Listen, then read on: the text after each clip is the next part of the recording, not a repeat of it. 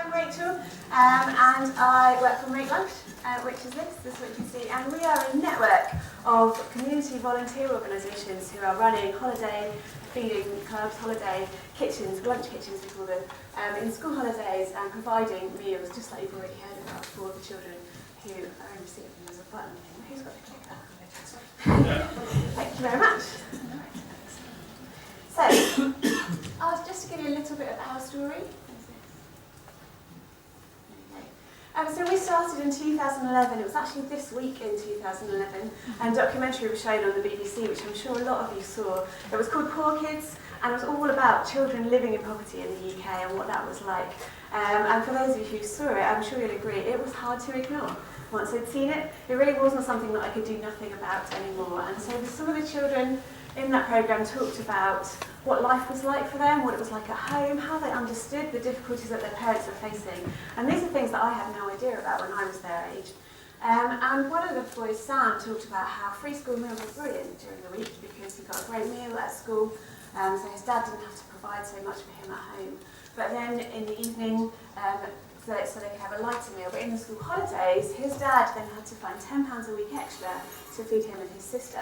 And that for me, it was one of those light bulb moments. I'm a teacher, or was once, I'm an escaped teacher maybe.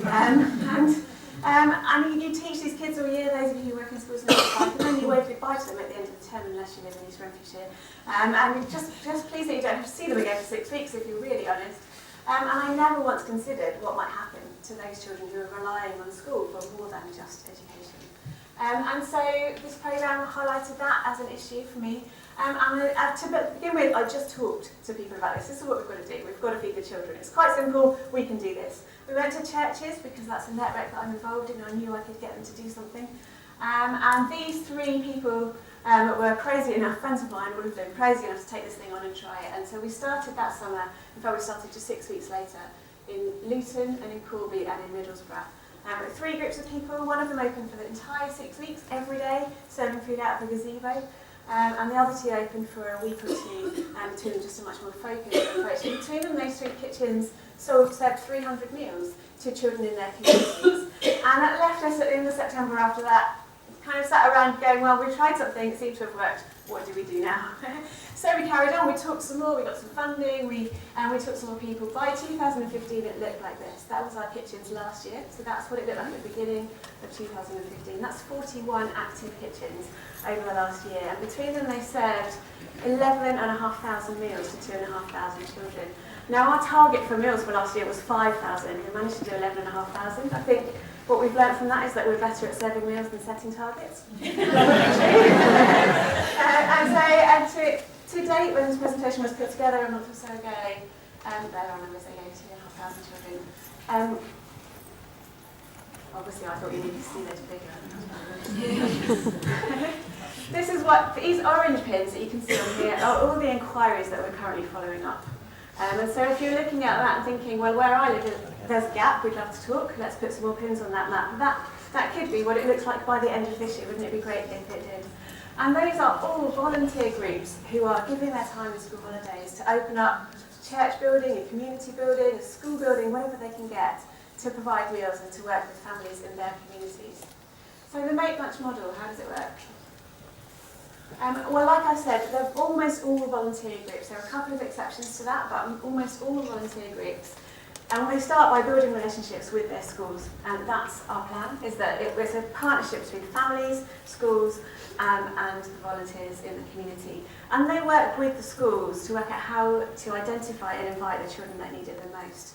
So we have a few things which are kind of Make Lunch non-negotiables, this is what we do, and the rest of it is quite flexible. So our non-negotiables are this, which is that you have to be open in holidays, obviously. You have to be working with children and families and low incomes, and we start with looking at children on free school meals, but we don't exclusively say that because we recognise that the number of children in poverty is much greater than the number of children who are eligible for free school meals. So we work with them as well. We do ask our kitchens as much as possible to be serving a hot meal. That's because we believe that most children can access the stuff to make themselves a sandwich at home unless they're in really extreme situations. And where we've tried it in some places, they've said, no, we're going to do a packed lunch. The children just don't come out for it. They're not interested in sandwiches. So we try and do hot meal because that's what we believe they're not getting at home. So we're trying to provide that. And then we also ask any kitchen that starts to come and do our training. So we know that we've run you through, like the way I explained it to someone earlier on, was we've made all these mistakes already, so you don't have to.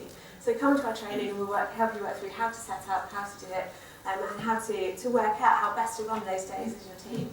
And they submit a series of policy documents to us so that we know that any kitchen that's operating with that logo on it is operating safely. That makes it safe for the children and their families, safe for the volunteers that are running it, safe for all of the other kitchens that are using the same logo, and therefore safe for us too. That's insurance, food hygiene, first aid, safeguarding policies, all the stuff that you know all about already. Those are our make lunch standards, if you like. Beyond that, our biggest encouragement to our volunteers is, what's your capacity? Let's work with that. So if you think about 4 million children in poverty and 170 days out of school every year, that's nothing but overwhelming. It's massive. And none of us can do anything about all of that except by being here together. But if you can open your school kitchen for a week in one holidays and feed 20 children, you've made a difference to those 20. And so we look at that. How much space have you got? How many volunteers have you got? What's your funding like? What food sources have you got? Have you got suppliers who will give you food and that kind of thing? Well, we start with that. So some of our kitchens open every week of every school holidays for a number of days. Some of them will only open for maybe just a week in the summer, but they're just as valid because they're providing something for those children. And over time, we'll be able to work with them to be doing more as we can. And as part of that, we're really excited to be partnering with Breaks, James is here from that, to launch some stuff this summer, to be partnering each of those kitchens with suppliers so that they're working with corporate volunteers, they've got access to better food sources, they've got access to people who can help them with putting together menus and that kind of thing. That's our plan. But doing more and doing it better, this is what we want to do. So we have two aims as Make Lunch. Our aims.